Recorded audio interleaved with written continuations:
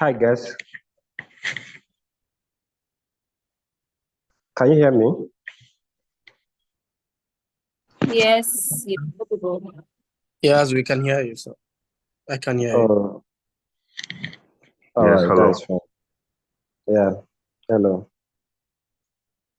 Okay, so we are starting right now. Just give me a bit.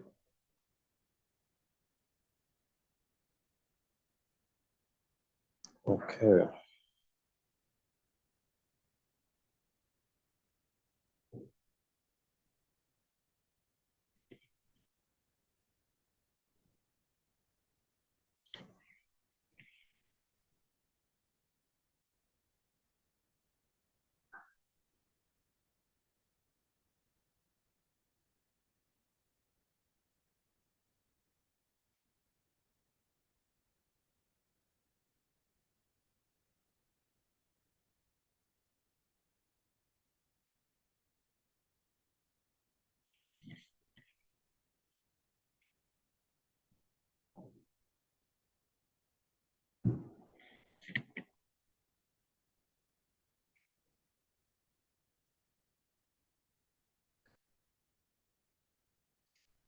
Okay, can you see my screen? Yes, can see. All right, awesome. Yeah. Awesome. Okay, so just a minute.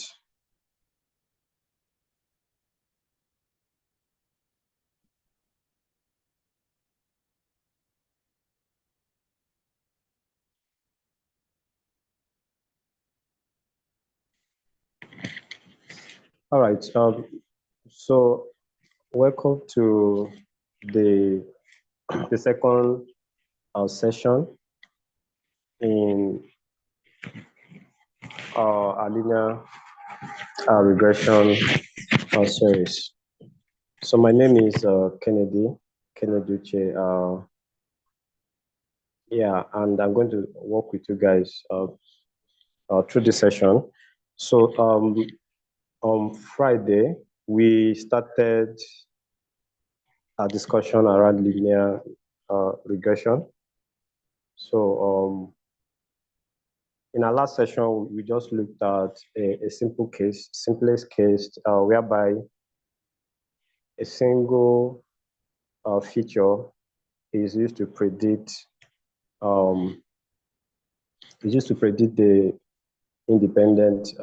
the dependent variable. So today we're going to take that discussion further. So what we're going to do today, we're going to look at a bit of real data application in terms of ML, that is multiple linear regression. So we're going to look at how multiple features can come together and affect a single variable, or make a prediction of a single variable, right? So this is more of what you can kind of see in real life scenario, right? Because multiple features can have reasonable impact on a single variable as such. So our session today is going to be more of hands-on. We are not going to spend much time on the slide, since we have already introduced the concept of linear regression, and everything that we discussed in the last session is exactly what we have in this session. The difference is that we are going to have a station whereby multiple features will be used to make the prediction. So we are going straight to the notebook. So so in this session, we are going to walk through all the steps, and then I'll show you a sort of the final thing, how it looks like, after the whole modeling stuff is done, like like taking it further to a bit of something that looks like production setting as such, so that we also learn from there. So basically, in this demo, we are going Hello, to. can you hear me, sir? Okay, yeah, I can hear you. Please, can you kindly zoom your screen up in a Yeah, little? yeah. I was about to ask that. Yeah, thanks for that reminder. So let me do that. All right. So how is it now? Yeah, much better. Thanks. Okay, much better. All right, fine. Okay. So in this session, we are going to use the same data set that that we used in our last session. The data set is let me show you. So the data set is basically it contains data about prices of houses based on a number of features. So we use the features to make prediction of the price using linear model. So these are the various activities that we're going to take care of, and basically I have to do it this way so that everybody will follow along, right? Because if you are working on a project related to this, obviously you do something of this nature, right? So we're writing the code from the scratch. Then I also show you guys how to work with documentation, because nobody's actually expecting you to memorize all the codes and all that. So, but you need to understand how to get information. When you need any information, you need to know how to get information from the official documentation and all that. So we're going to build this together. So so the very first thing we are going to do, basically, we get a data set on board, explore the data set a bit, right? And check for missing data, right? The last one we did, there was no missing data. So, but we just have to confirm to see if it is the same thing.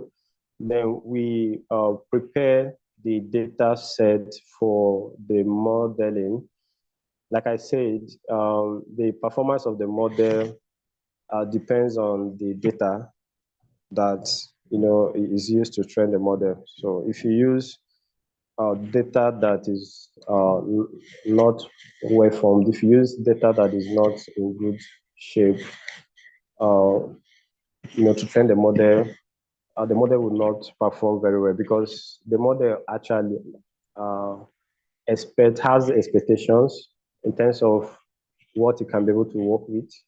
So we have to prepare the pre-process the data in terms of handling the missing data. Then in this case, we check if you have categorical variables. We have to encode, and I'll mention the various ways of doing that. Then we work with just one. Then split the data set into target and features. Now we are working with multiple features, not a single feature. Then we split the feature data set into train and test, then do the model. So if you look at this, you notice that the modeling part, the model fitting is not really a big deal as that. As you can see here, it's just one thing, just fit the model, data set to the model, right? So the major work is preparing your data, right? Once you get your data right, then everything you have under model training, evaluation, and every other stuff will flow very well. So let's start. So so this guy, I'll be coming to this guy from time to time if we need to import anything, any library. So I'm not going to import all of them together at the same time. I'll just populate it with time. So the very first, for us to be able to load the data set, right, we have to import pandas, because we are working with pandas data frame. right? So that's the very first thing we need to import. So we import pandas as now we use the alias PD for pandas. Basically, we may need to use NumPy.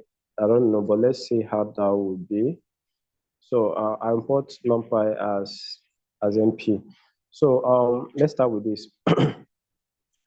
So in this case, to load the data set, because I needed something that you guys can easily relate with, I have the data set saved somewhere in my system. So I'll just open that, show you guys coming. Right. So let me see. Okay.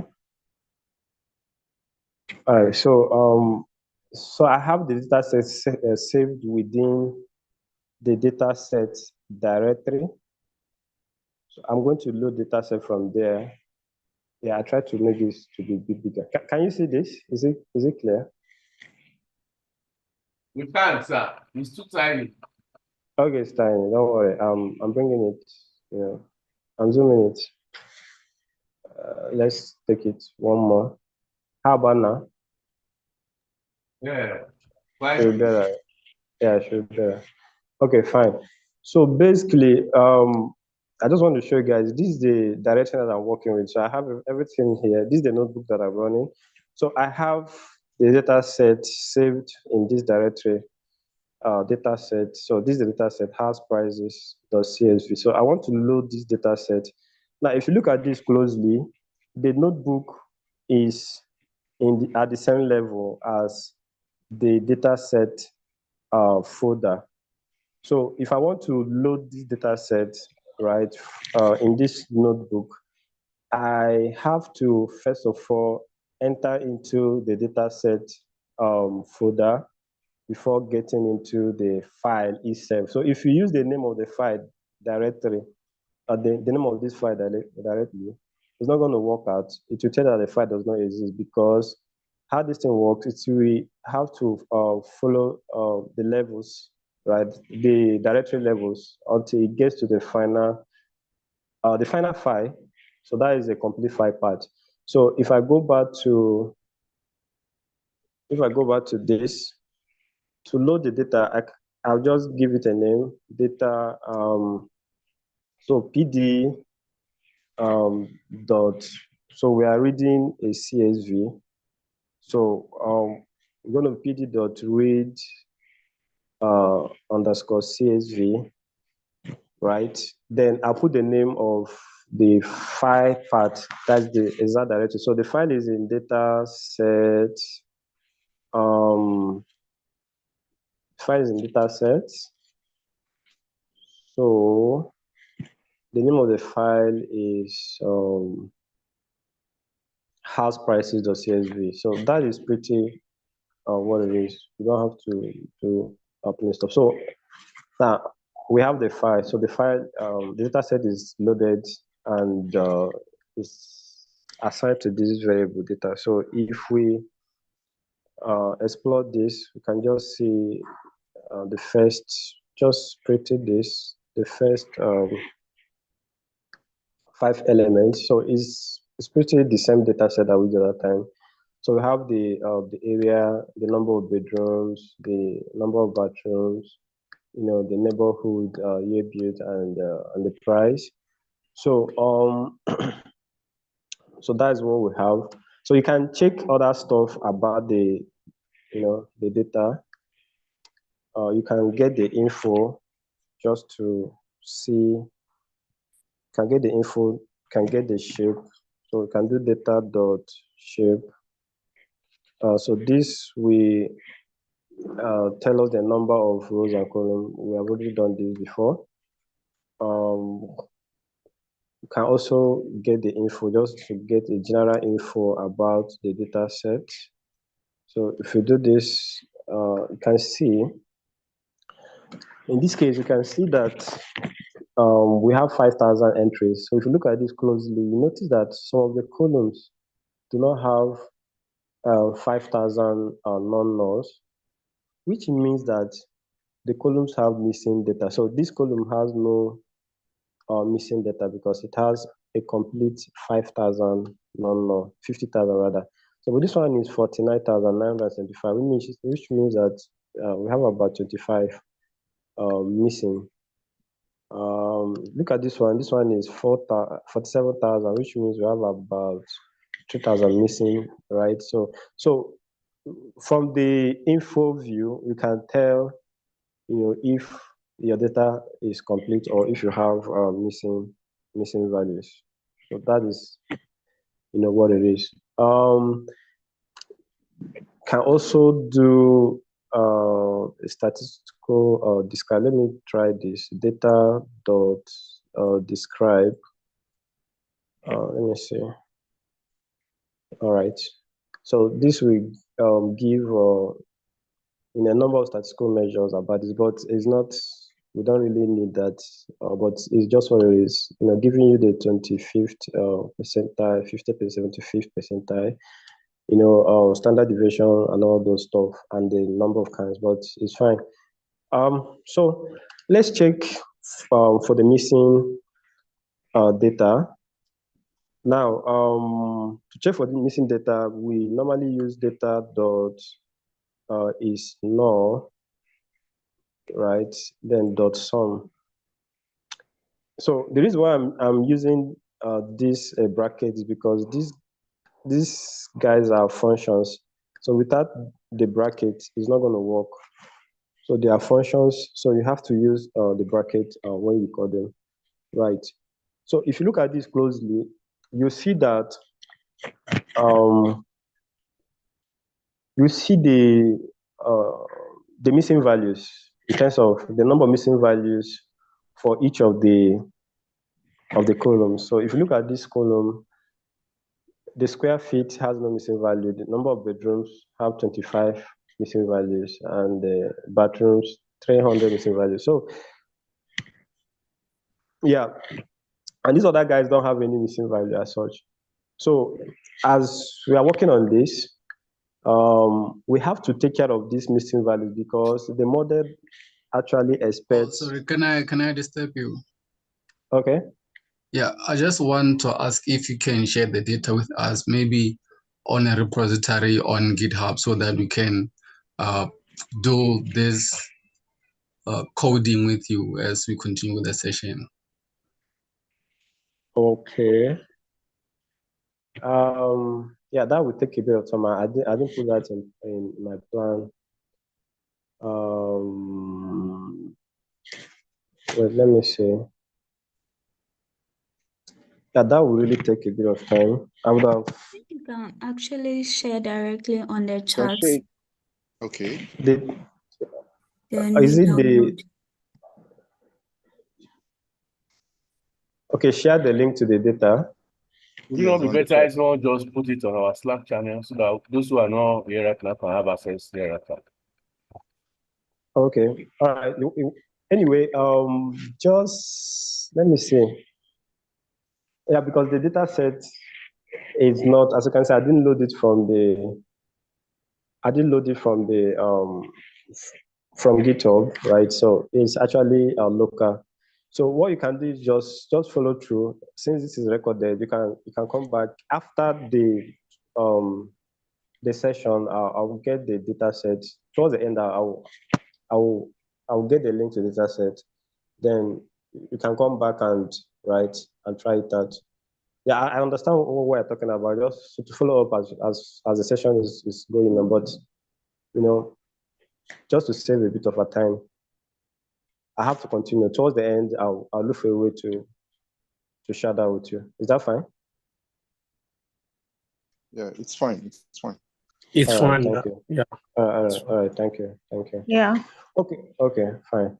Okay. So now that we know that we had missing values and we know the columns that have the missing values, right? We are going to take care of these missing values. Now, there are different ways to take care of our missing values, because that's the next thing we're going to do. I'm going to handle the missing values. Yeah, because if you don't do this, the the model will not be able to interpret the missing values because they actually empty spaces, right? So, and the model actually expects numbers, right? So, if you have empty spaces in your data, obviously the model is not going to work very well as such. So that is why we need to take care of that. So there are different ways to do this.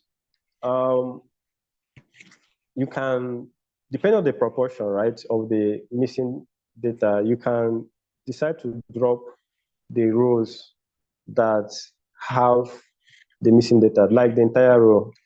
All right.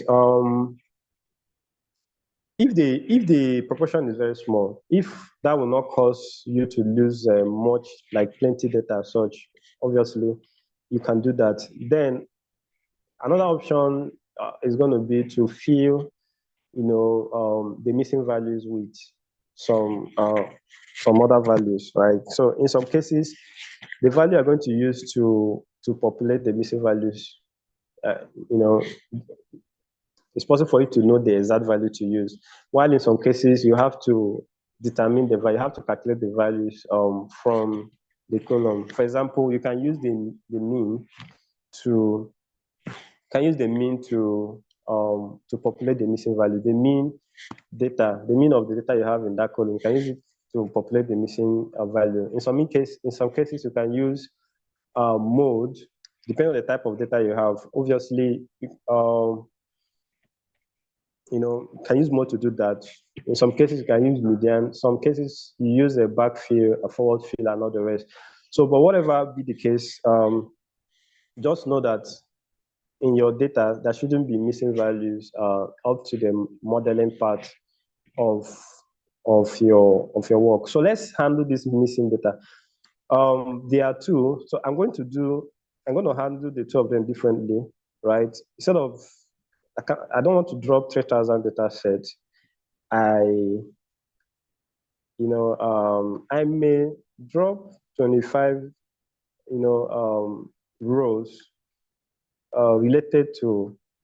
connected to this particular column, 25 out of 50,000. That should be workable, right? So I'll use the opportunity to show you guys how to drop null values, and then I'll handle this guy by using the average value, because the average value should be a good representative of the entire data set. So just get the average of the entire column and then use the average to fill the null values.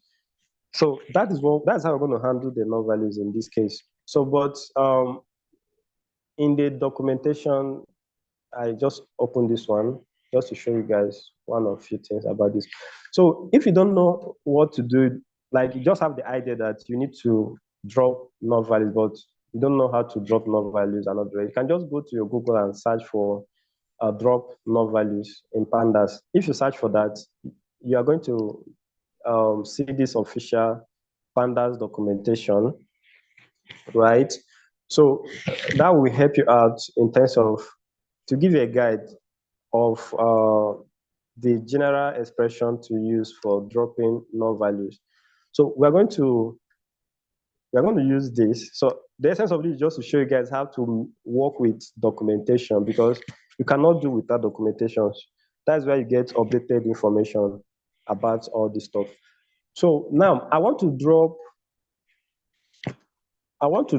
this the null values, these 25 null values that we have in the bedroom column. So let me do this. So for the bedrooms,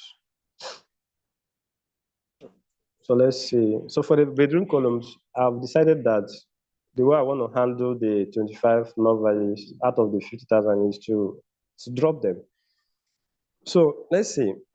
Now, if you go to this official documentation, you will see that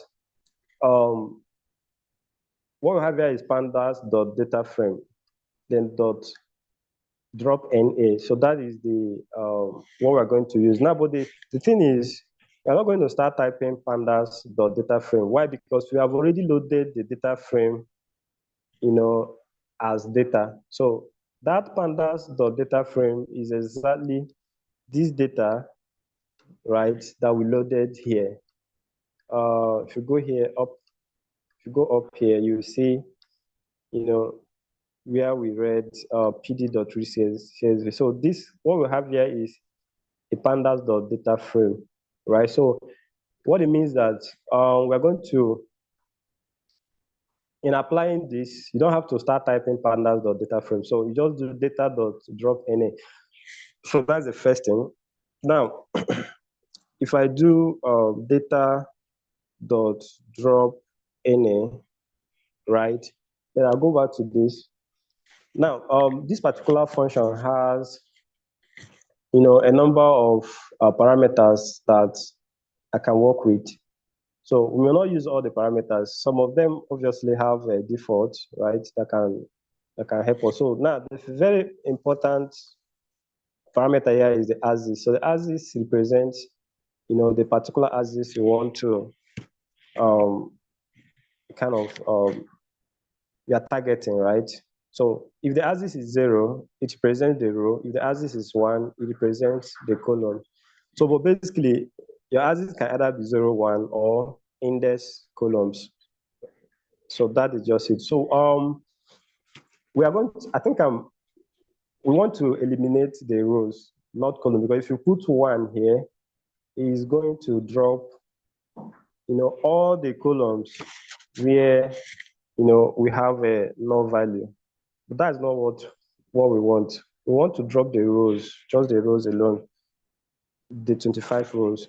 So what I'm going to do is I'll leave it as it is because the default is already set as 0. So that means if I don't define the axis here, automatically it will be able to understand that the axis is row. So I'll skip that. Then I'll go to how. So how, that is so how is whether you want to eliminate any the row based on if you have any of the rows having a null value, or if all the rows have null value. So basically we work with the default any, that should work.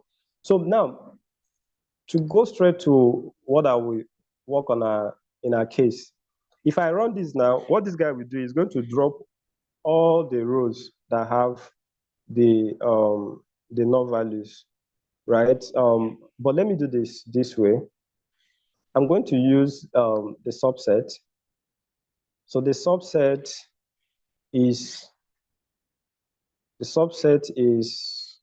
a list of the target columns. So see, if we don't define this subset and we run this, what will happen is that it's going to delete both the 3000 and the 25. And I don't want that to happen. I want to handle the 3000 differently because, I don't want to lose 3000 data sets. So the way I can achieve this is by using subsets. So subsets will allow me to define a list. So it has to be a list and not a string. So it's going to be a list of the target column since I want to delete rows. So I'll copy bedrooms and then paste this here. So if I run this,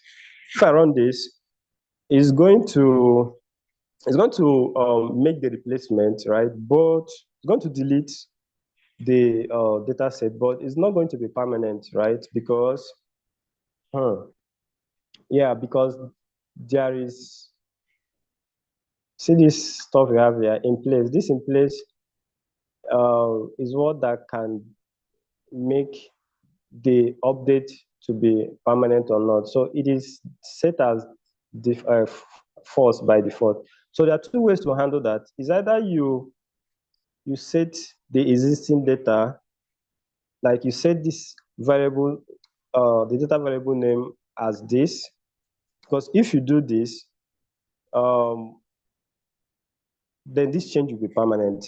That is just what I'm trying to communicate. But if you don't do this, if you just run this alone, the change will be temporary, right? If I run this and it's not going to update the data set, right? And that is my target. So what I will do is I'll use in place equals to true. So it's either I use in place equals to true, or I'll set data equals to, what I have here, and that works. So this will take care of the bedroom stuff. So I'll run this. How do I confirm that the number of bedrooms, the null values have dropped? I'll quickly copy this guy. If I run this guy again, on a different line, if I run this guy again, it's going to, obviously, you can see that the 25 null values are no longer there because I've eliminated them.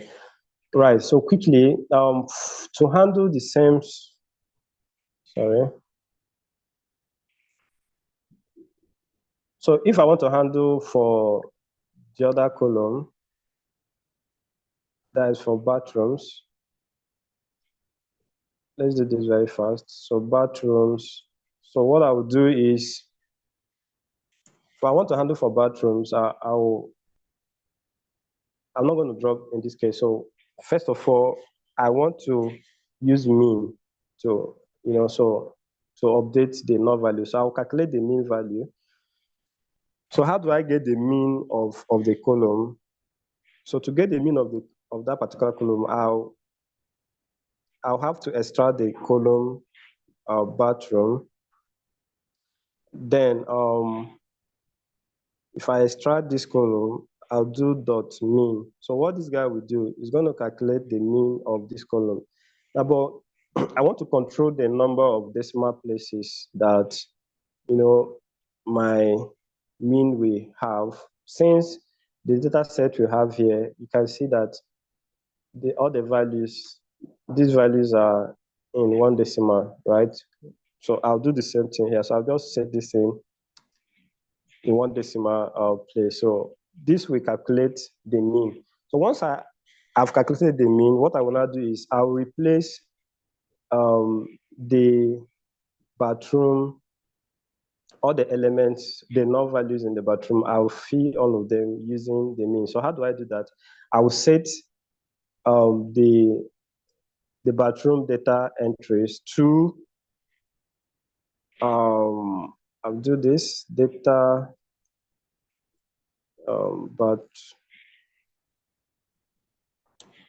bathrooms, then I'll do dot fill. Now, if you want to fill, you're going to use fill NA.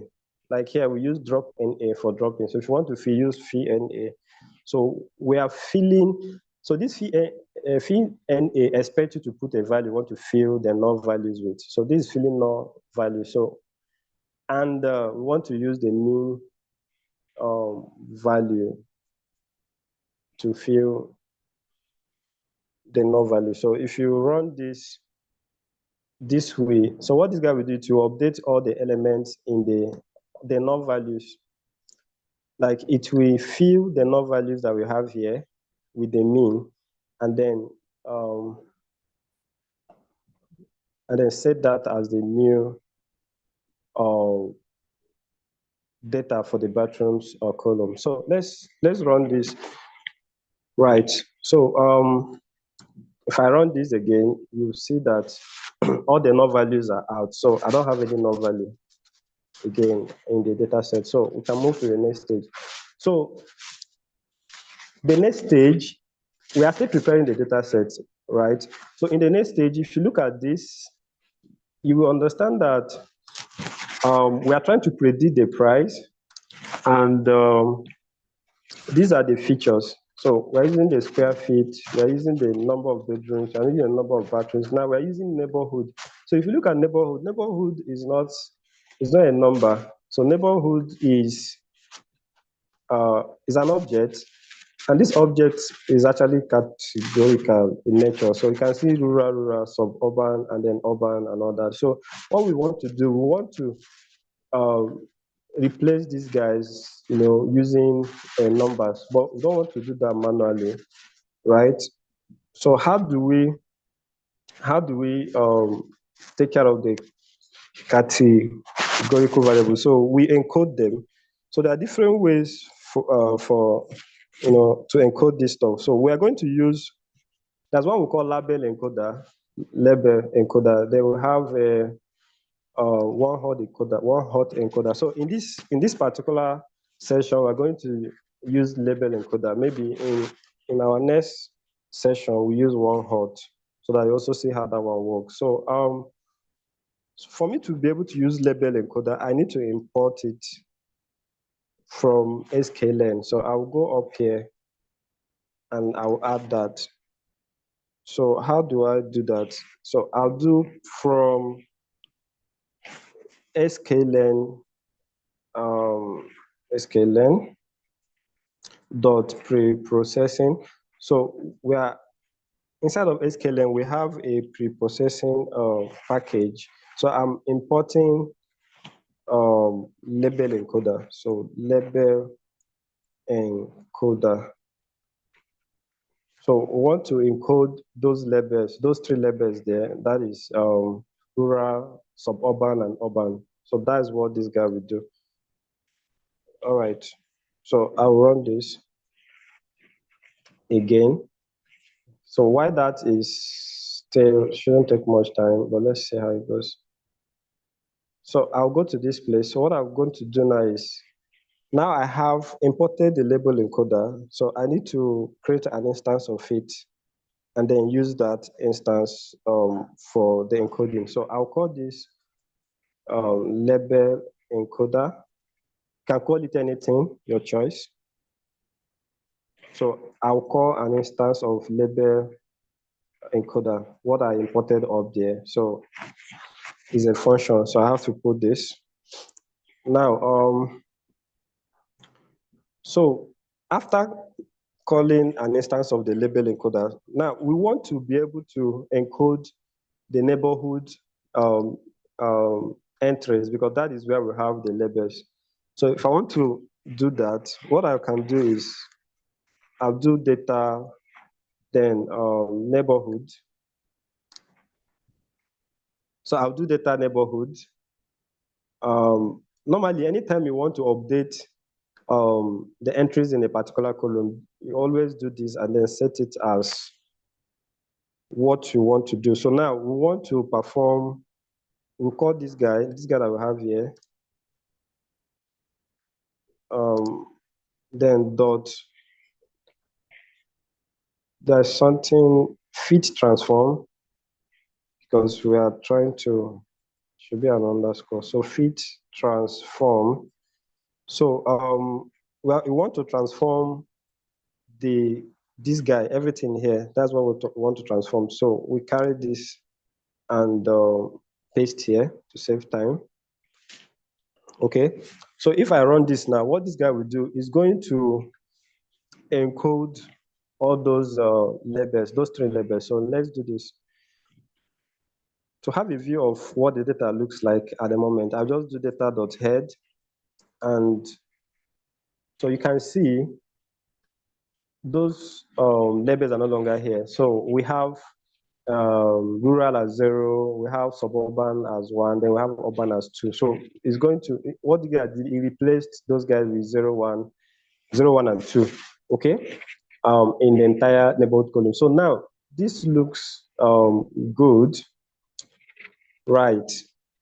So what else can we do? I think we are good to go. So what we can do, yeah, we are good to go. We are good to go. So let's continue with this. So the next thing we're going to do, we're going to split the data set into target and features, right? Now that we have the data we are looking for, the data that we use for the model training. So we have to split this into Y and X. So it's just a variable, you can just give it any name. So our Y is a price data. So what we're going to do, we are picking the price column as our y, because that is that's what we want to predict.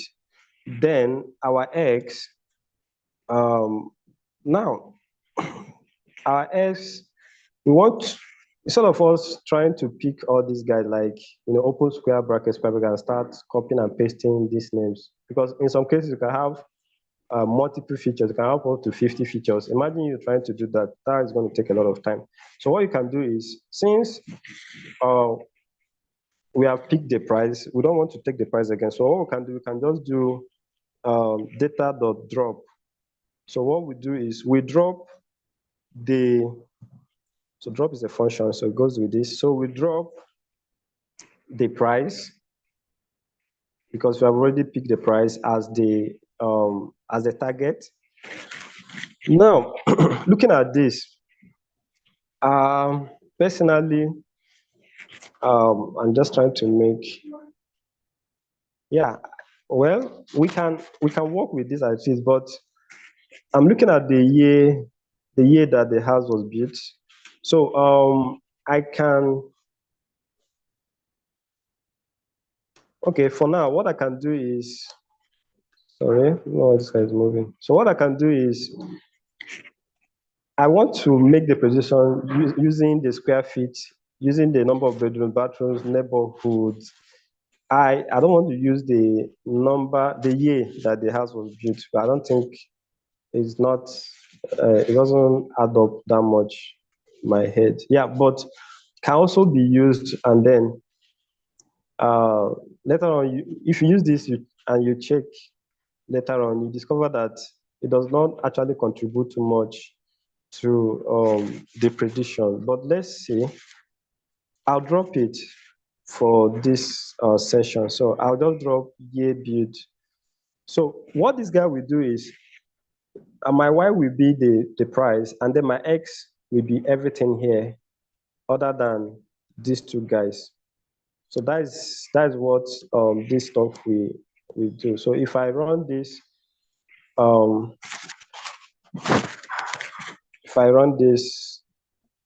okay, so what happened?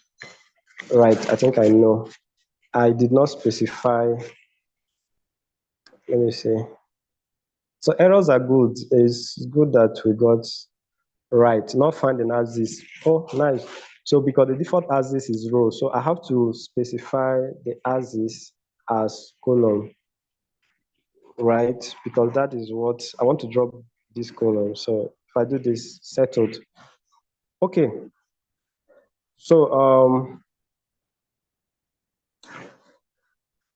so if I have a view of what our X looks like, right? You can see the X is just the square feet, bedroom, bathroom, and neighborhood. So that is what we're actually looking for.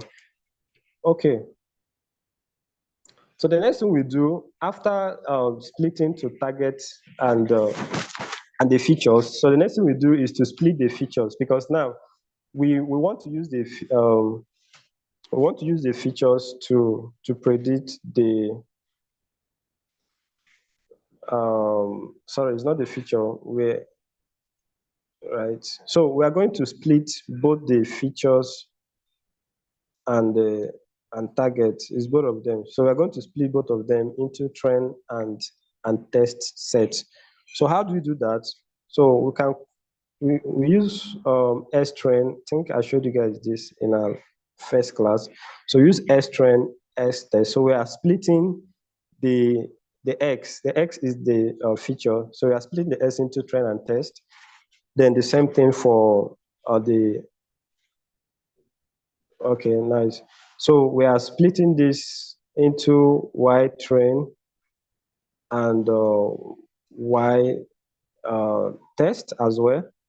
So now there's a package for handling this, and that is trend. So I'll just type it here, then we import it up.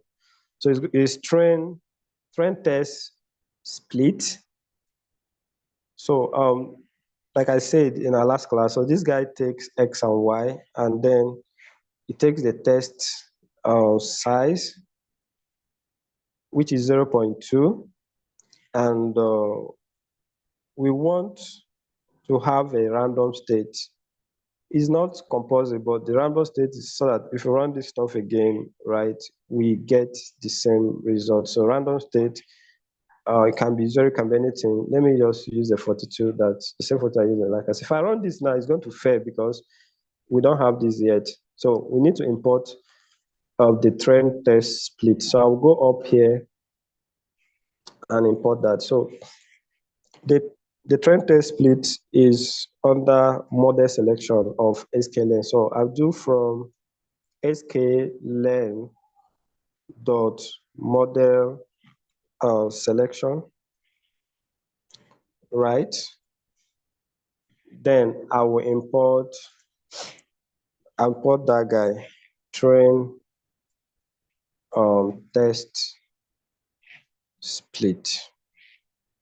So that is how we go about this. So I will import this guy. Nice. Then we'll go down to this place and where's that? Right. And then run this. So this guy will split the data into train and test. So that is what we have. So once you are done with that, the next thing you do is to fit the model to your train data, right? So, but before you can fit the model, you have to first of all create an instance of the model. So we are using linear regression. I will import it up, but let me just bring it up here. So I'm using linear regression. So it's a function, sort of, right? So this is the model instance. Now, once you have the model instance, you now do model.fit, and then your X train and your Y train. So this model will study the relationship between your S and Y for the training data set, and then, and it learns about this, and then to use it later to perform some functions. So I'll go ahead and import the linear regression model. So how do I do that? So to import it is under sklen. So see, everything related to the model you get from the sklen. So you do sklen.linear model. There are other models, but we are working with this. So from sklen.linear model, we import the linear regression. That is all. Sorry, linear regression. So if you run this will import linear regression from sklen. Then once you have that imported, you now go and do the fitting. So if I run this now, it's going to take a bit of time, right? So that is done. So we have that fitted. So now, that is the model training. That is all. That's the model training. So the next thing we do is we predict the target value from the feature test. So obviously, after training the model, you like to know how the model performed, right? So the way we do that is to make predictions and then use the predicted value, compare the predicted value with the test value. So that is the way we can be able to evaluate the metrics used for linear regression. So now let's try to predict, make prediction with the model. Now we have this model. So this model we have here is a trend one. So it's not the same thing as that initial model that we initiated. That one, has not really experienced our data. But this one, within it, our data, and all the information that I gather from the data are stored within this variable now, model, right? So if you do model.predict, now the thing is, this model.predict expects you to impute all those features, right? So that the model will now use the features and make predictions. So what we're going to do, we already have a set of features set out for this. That is the S test. So when we run this will make predictions. Okay, so this will make predictions with the S test. That is the feature, the test data set for the features. Now, after getting this predicted value, let's see how it looks like. So if you do widespread, if I run this, so you see it's an array of all the predictions we made. So these are the predictions we made for, let me see, if I do S test, so these are the predictions made for this guy. So that means when the area is this, and you have 4 bedroom, you have 1 bathroom, and then the neighborhood is 1. 1 is suburban, right? So when you have those combination, then it made this prediction as the house rent price. So the same thing applicable to other guys, right? So now the last component is evaluating some of the metrics. So because of time, let me quickly settle the one for just 2, the same 2 that we did for the last session. That is mean square error and the R squared. So the mean square error, we also import it up there. So let me just type it out first, then we import it. Mean squared error. So it's pretty easy. So once you write this, it expects you to put in the actual value, that is the Y test. So these are the actual values from the data set, and then you put the predicted value from the model. So this guy will now perform calculations, right, using these 2 guys, the comparison of these 2 guys. Then the next one is R squared score. So I'll do the 2 of them together, right? So this one is just something similar using the name R2 score. So it also takes the Y test and takes the Y pred. Okay, fine. So now if I run this, it's going to fail because I've not imported these 2 guys. So I'll go up here and do the final, I import that guy. So it is also inside of the sklen. So I'll start from sklen. Now inside of sklen, right, we are going to matrix. So there are a number of matrix, but we are just importing just these guys. The first one was mean squared error, and the second one is R2 underscore scores. So if I run this, it will import those guys, and then I will now go down here. If I go down here, I'll have, okay.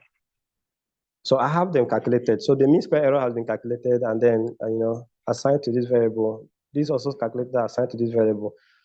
If I want to see the values, I'll just have to do little printing. So I'll print. Let me run. Right. Let's do this way.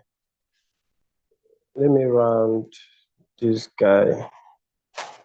Okay. Let me print it as f string. So I have MSE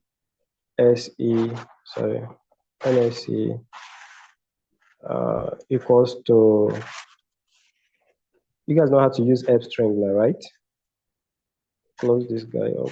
So I'll do round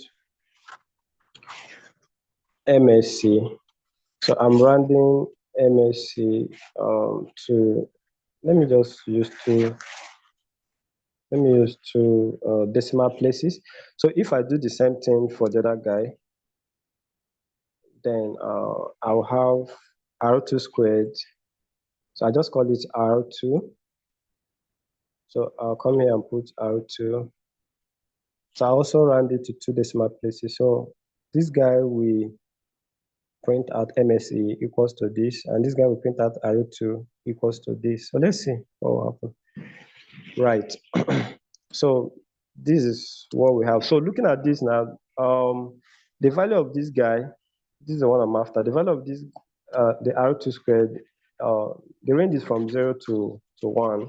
So 1 is the perfect score, 0 is the worst score, though it can be as bad as negative anyway. But if you look at this is 0.56. So this model, the performance is not that perfect as such, right? So it means that it can be improved further. Yeah, but we are not going to, do that in this session. In our next session, we look for ways to improve the model behavior. So that is that. So now,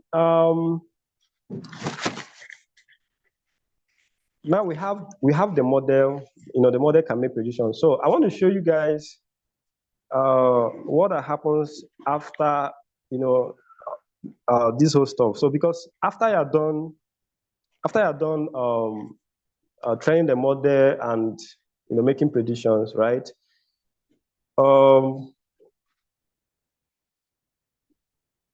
You will need to use the model, okay, to do something. Now, let's say this is the final, after improving the model, this is the final result, the required result that we want. So what we can do is I want to show you guys how this guy, this model that we just trained now can be used, at a user setting, whereby a user can be able to make predictions, without writing codes and all the rest. So now what we can do is we can export this model and then use the model to perform what we call inference. So the machine learning process does not end at at modeling stage. So after settling the modeling stage, you have to there's another stage called inference stage. You have to perform inferences with your model. So the model can be can be connected to a server, all right, and the server connected to an application that is serving people somewhere, whereby people can open a website and input all these values on the UI and then click on predict. And then the server will go to the model and make the prediction and return the answer or the result to the user. So I'll quickly do that now. I know that we have used up our time, but in the next 3 minutes or so, we should be done. So what we can do is we can save that model, this model that we just trained now, right? We can save it to a file. So the file that we're going to use in this case is going to be a pickle file. So there's something called pickle. So we're going to import pickle first. So we're going to import pickle first.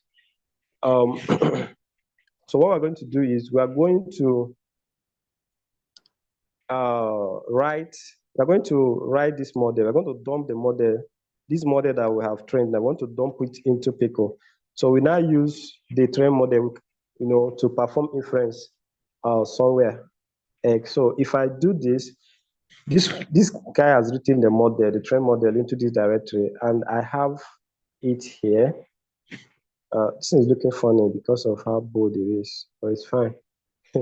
Okay, so I have it here. So if I go to this place now, you see trend model. The model we just trained is here. So this is the model that we just trained. So I don't want to bore you guys with all this because I wrote a number of codes. So I just want to show you guys what we can do with the trend model, right? After the whole thing.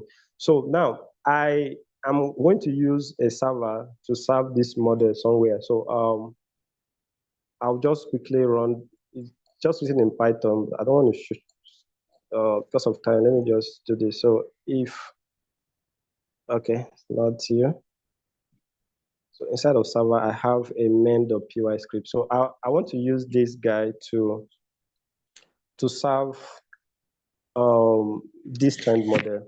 So I wrote a script, model inference script that, you know, so this script loads, it loads that particular data set that the model that we just saved, it loads the model and then use the model to make prediction based on whatever input the user, a kind of put from the UI setting. So let's do this, just a few minutes. This guy should be up. Let me take this off. Right. So let's see. So why I'm running this? Okay, the server is up. So why I'm running this? If you have question, can drop your question. I'll quickly take care of them. Okay, good. So the application has started. So I just want to show you guys how we can use how we can use this model. So it is running on localhost. It's running on localhost 90,000. So now if I open this now, so this is the application that I created, and this application is connected to that model that we just trained, right? So you have the square feet, bedrooms, you have bathrooms and all the rest. So someone can just come, let's say you have this website and the website is based on the model that you have trained. Someone can just come and I want to, use your service to figure out how much I'll get, set for a 3-bedroom flat, that has 2 bathrooms, and then in a rural environment. So person just make a selection and then click on predict. So that is all. So the user will just click on predict, and so this guy has connected. Is at the background now, it will go to that model that we trained and then perform the same that model of predict that we did. It will perform the model of predict based on this data that the user imputed. So since this is the very first one, it's going to take a bit of time. So yes, sir. Please can you kindly go over the inference code again? The inference code. Okay, fine. All and right. Yeah, the prediction is done. Let me show you guys the prediction. Then I'll show you. So it just prints out the predicted price. So this prediction was not based on calculation. It's actually based on the trend model. So with this now, you can easily interact with the model.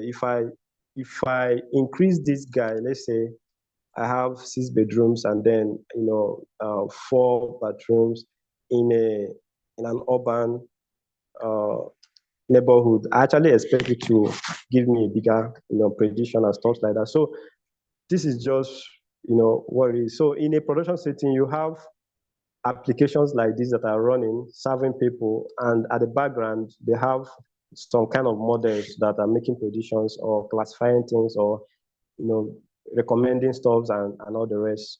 So that is that. Okay. Yes, sir. The inference code. I can take questions.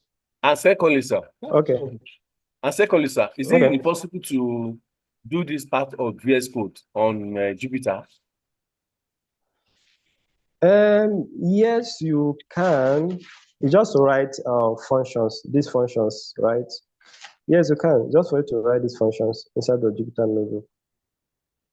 You can. So it's nothing much. What I did was just to import the model, the one that I saved, the trend model. Then I encoded the categorical variables, right?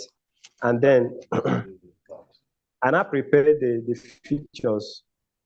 Sorry, I prepared the features to be in data frame format. That's just what this is all about. So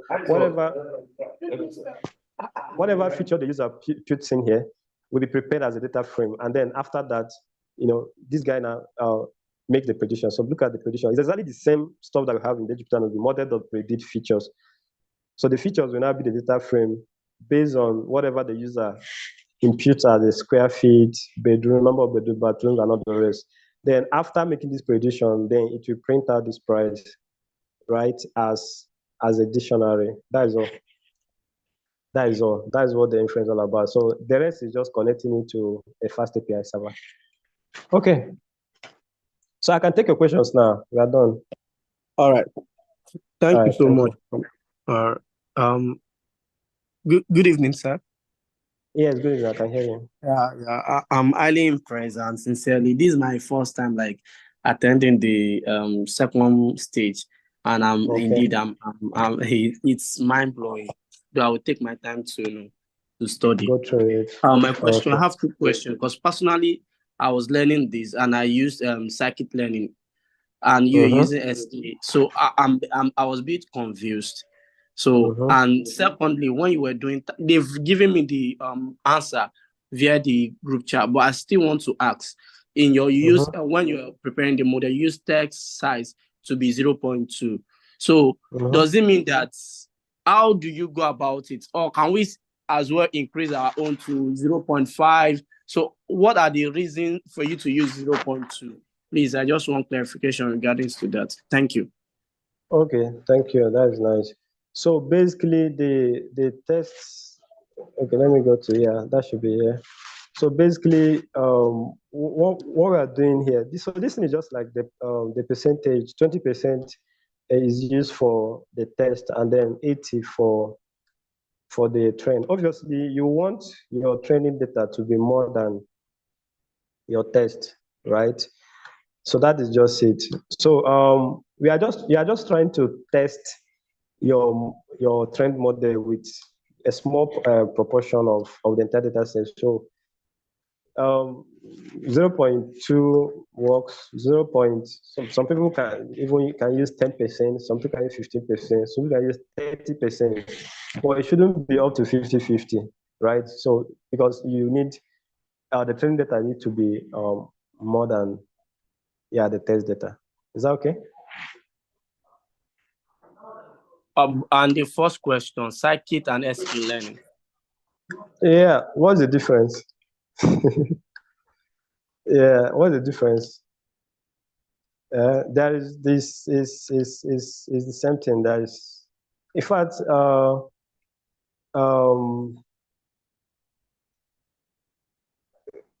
what I'm saying is that instead of using sklearn, use scikit. Is that what you're saying? Like I'm just new to this, so that's why I'm asking. I just need a clarification. Okay, it's fine. Yeah. So is sklearn. Like, let me go to this. Don't worry. So scikit. In fact, the truth is, let me open this. This is scikit-learn, right? Model evaluation. So when you say scikit-learn, it's just the name, right? Then when you write it, we are under scikit-learn now. This is the scikit-learn.org page. Now I'll scroll down a bit so that you see where they implemented the code. So it is sklearn. So this sklearn is just like a short form of scikit-learn. Is that fine? Is that okay? Thank you so much. Thank you so much. Now I get it. Thank you. All right. All right. Makes sense. God bless you. Yeah. Thank you. Please, Okay. Is there any other question? Okay. if we could, the inference code of saving it, can it be done on Jupyter interface instead of VS that you used? Yeah, VS Code. Yeah. Actually, the reason why I use VS Code is because I'm running everything as a script. So let me show you. I didn't want us to spend much time on this. So the reason why I use this because I'm not running it as a notebook. I'm running it as a script. So if you look at this server, the server that I used, don't bother about these codes. Over time, you get used to this as far as I'm ready to learn. So if you look at this, actually, at the top here, you will see I imported this as a script. So it has to be written as a script, not like, because notebook is interactive, like you are running it as I writing it. But this one just have a script where everything, can be called at once and everything will run end to end as such. I've not really tried doing this, but you can try it because, who knows, you may end up getting it working. You understand, right? Yeah. Yeah, you can try it. Okay, any other question? Good evening, sir. Okay, good evening. Yeah, please, concerning you like integrated the data sets that you just programmed out to a front-end interface. So my question is like, are we still going to be taught all the files that we were seeing on your VS Code? Like, are we still going to be taught everything? Are you still going to do what? Like, are we going to be taught on how to integrate like our own data sets to a front-end interface? That's what I'm asking. Over time, obviously, over time as a learning. All right. I actually showed you guys this so that I know that this is going to bring a lot of stuff. Like it's going to activate a lot of things in you guys. The essence of this is to show you, what that happens after the modeling. So for in the course of what we are doing, right, it's going to be within. You're going to work on projects in the future, and in the projects, obviously after working on your models, you have to deploy. So some people deploy on Streamlit and all the rest. So, but I just use Fast API to do this, just to show you guys how things like this looks like. But it's something you can learn over time, and I believe in the future. Obviously, you get to that, right? All right, sir. Thank you very much, sir. Okay, cool. All right. We actually we have spent. Okay. I have a question or a suggestion, if maybe, yeah. Okay. Yes. So, I was thinking that if maybe we can have a repository on GitHub for all the tasks and the codes that you are using, so that even if we're having just 1 hour to practice it, even after the live session, we can still get access to the code and then see what we have been doing in the live session and then have some relevance and then study from there. And I think that will work. And also a repository for the data that we are using in all our sessions so that we can always go back to that and, of course, implement more models and then practice on our own. Yeah, I understand. So basically, after this session, there's an assignment that's going to come. So there's a notebook that I actually let me show you. So there is an assignment. Is it this? No, it's not this. So don't worry. There's an assignment on that. There's a data set that will be shared to you guys. It's part of this. Supposed to be part of this demo, but I didn't add it on this notebook, right? So Hello? that will be shared with you guys. Please, I have a question. Okay. I asked the question on YouTube, but I don't think you have access to the YouTube page. No. So my question is, okay, you don't. Okay, so my question is, what is the difference between the metrics of the training set and the testing set? So basically, when you are done training the model, the metrics you are meant to, the calculation is based on the test and the prediction that you made in the model. So now, but the thing is this: if you use the train, for example, now if you replace this with the Y train, if you replace this with the Y train, right? You are actually trying to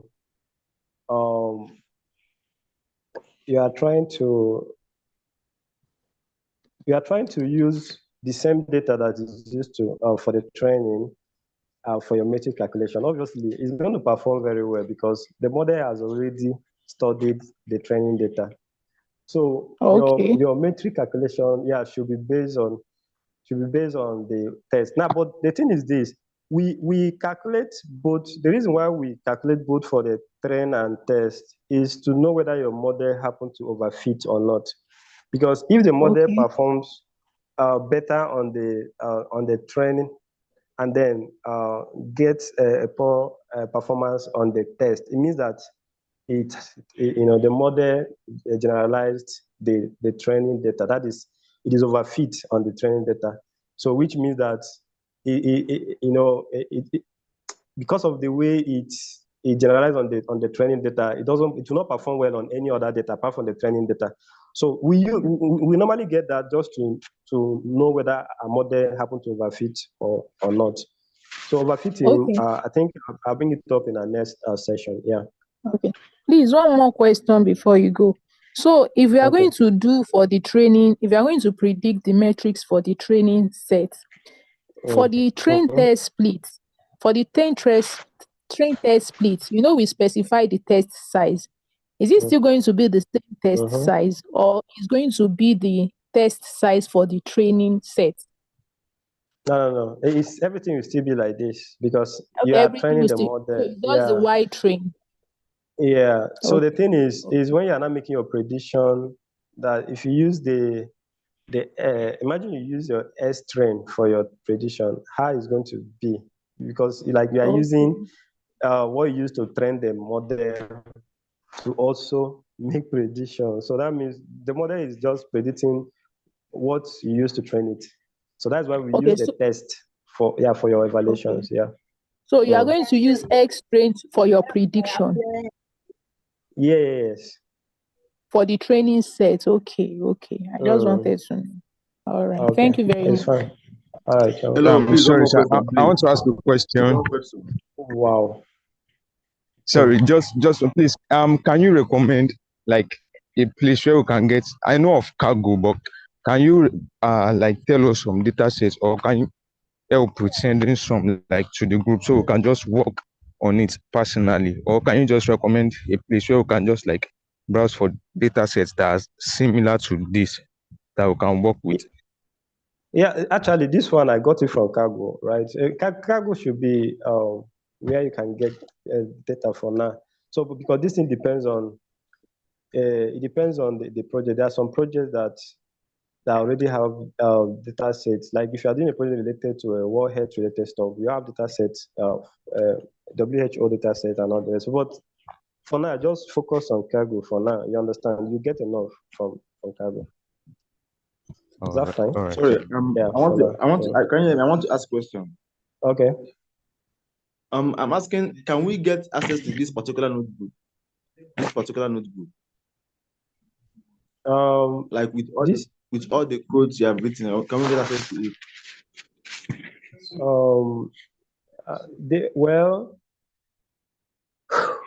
Yeah, assuming because of the fact that Kennedy, let me answer that. Okay, nice. Okay, so yes, you can get an access to this, but you are not permitted under any circumstance to share it with anybody that is not at this live coding session. If you do, you are going to be sanctioned. No problem. All right. Thank you. So is how I'm going to share this now because they are coming. Let me see. Okay. Just give me few. Let me get the URL and then share with you guys so that then we'll call it a day. I think we have tried. Just a moment.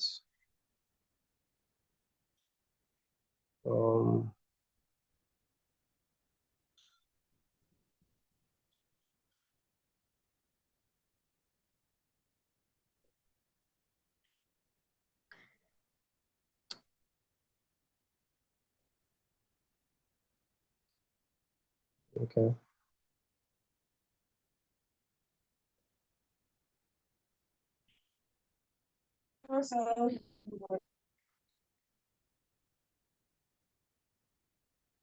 All right. Okay. So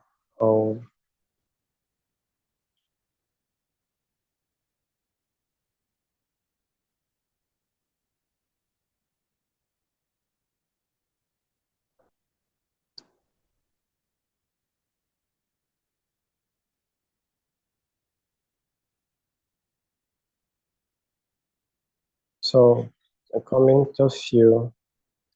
I'm almost there. Okay.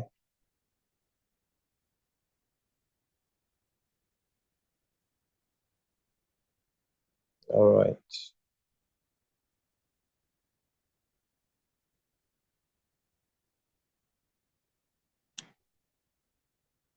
Okay, so let me share this on the group now.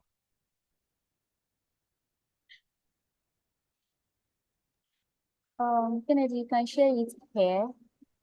Just Yeah, in the that's what I chat want to do. box. Yeah. Right.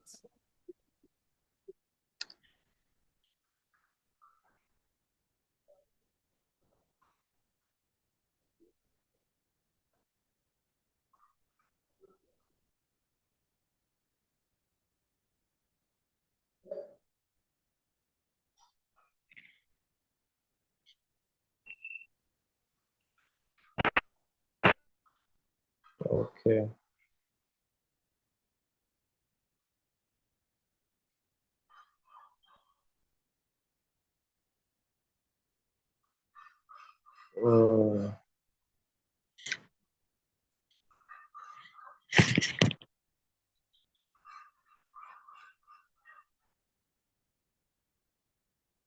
Okay, so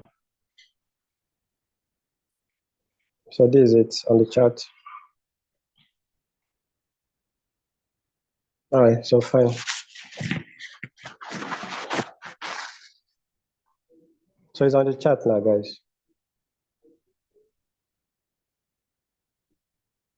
Okay, so I think we have come to the end of today's session. So see you guys in the future. Thank you so much. All right, thank you. So and don't forget the assignment is going to be sent across to you guys later today. I'll share with the coordinator. All right, take care, everybody. Okay. Bye. All right, bye. Thank you, sir. All right, thank you.